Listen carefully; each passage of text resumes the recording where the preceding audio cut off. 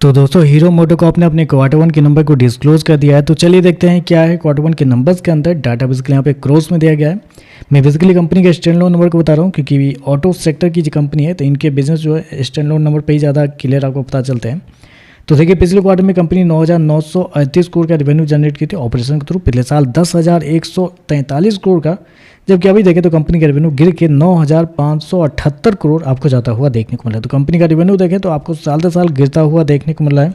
लगभग बोल सकते हैं आप 6% के आसपास की गिरावट है कंपनी के रेवेन्यू के अंदर साल दर साल। जबकि क्वार्टरली बेस पे जाते हैं तो क्वार्टरली बेस पे भी कंपनी के रेवेन्यू के अंदर लगभग बोल सकते हैं 4% के आसपास की गिरावट है। तो कंपनी का रेवेन्यू देखें तो आपको साल दर साल क्वार्टर गिरता हुआ देखने को मिला है। हालांकि मार्केट का मानना भी था कि कंपनी के रेवेन्यू के अंदर इस क्वार्टर में थोड़ी बहुत गिरावट आपको देखने को मिल सकती है, क्योंकि कंपनी हो गया 9,578 करोड़ का रेवेन्यू इस क्वार्टर में। जबकि मेरे पास बहुत सारे मार्केट रिपोर्ट थे कंपनी के रेवेन्यू को लेके, जिनमें जो रेंज जो निकल के आता है वो आपका निकल के आता है 9,550 करोड़ से लेके 10,100 करोड़। इस बीच में हर एक ब्रोकर का मानना था कि कंपनी का रेवेन्यू आपको आता हुआ देखने को मिलेगा। तो आप कह सकते हैं थोड़ा सा बिलो एस्टीमेट आप कर सकते हैं, क्योंकि जितना मार्केट का लोअर अनुमान था 9,550 करोड़ उसके आसपास ही आपको देखने को मिला। तो थोड़ा सा बिलो एस्टीमेट आप कर सकते हैं।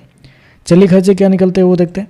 तो देखिए पिछले क्वार्टर में 8,719 करोड़ खर्च किए थे, पिछले साल 8,881 करोड़, जबकि अभी देखें तो कंपनी खर्चे 8,395 करोड़ आपको जाता हुआ देखने को मिला। तो खर्चे देखें तो खर्चे ठीक है, कंट्रोल में आपको देखने को मिला है। अब कंट्रोल हुआ है कंपनी के इन्वेंट्री की वजह से ही, क्योंकि पिछले साल 127 करोड़ कंपनी ने इन्वेंट्री में खर्च किए थे, जबकि इस क्वार्टर में 52 करोड़ का फायदा हुआ है। तो इन्वेंट्री की वजह से ही आप कह सकते हैं खर्चे थोड़े से आपको कंट्रोल में देखने को मिल रहे हैं। चलिए कंपनी का प्रॉफिट क्या निकलता है वो देखते हैं। तो देखिए पिछले क्वार्टर में 1,080 करोड़ का प्रॉफिट था, पिछले साल 1,122 करोड़, जबकि अभी देखें तो कंपनी का प्रॉफिट 1,125 करोड़ आपको जाता हुआ देखने को मिला है। तो कंपनी का प्रॉफिट देखें तो साल दर साल कंपनी का प्रॉफिट फ्लैट आपको देखने को मिला है, जबकि क्वार्टरली बेस पे देखें तो हल्की सी तेजी भी आपको देखने को मिली, लगभग 4% के आसपास का जंप आपको देखने को मिला है। और प्रॉफिट बढ़ा क्यों है, ऑलरेडी मैंने आपको बताया था कि इन्वेंट्री के नाम पर ही कंपनी का प्रॉफिट आपको बढ़ता हुआ देखने को मिला है।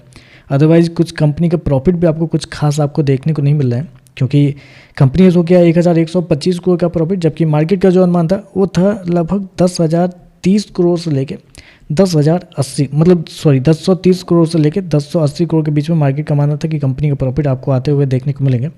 तो उस हिसाब से देखें तो मार्केट का अनुमान से बेहतर आपको देखने को मिला है, लेकिन पता नहीं कि मार्केट इन्वेंट्री को ऐड किया हुआ है या नहीं किया हुआ है, वो पता नहीं मुझे।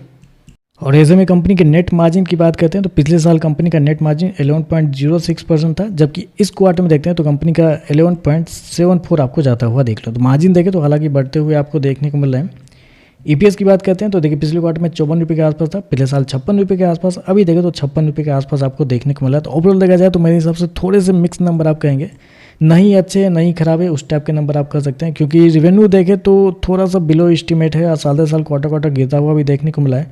प्रॉफिट के अंदर तेजी है, लेकिन कुछ एडजस्टमेंट की वजह से कंपनी का प्रॉफिट बढ़ते हुए देखने को मिला और एस्टीमेट से बेहतर देखने को मिला है। तो थोड़े से मिक्स टाइप के नंबर है, बाकी देखते हैं मार्केट इस पर कैसे रिएक्ट करता है।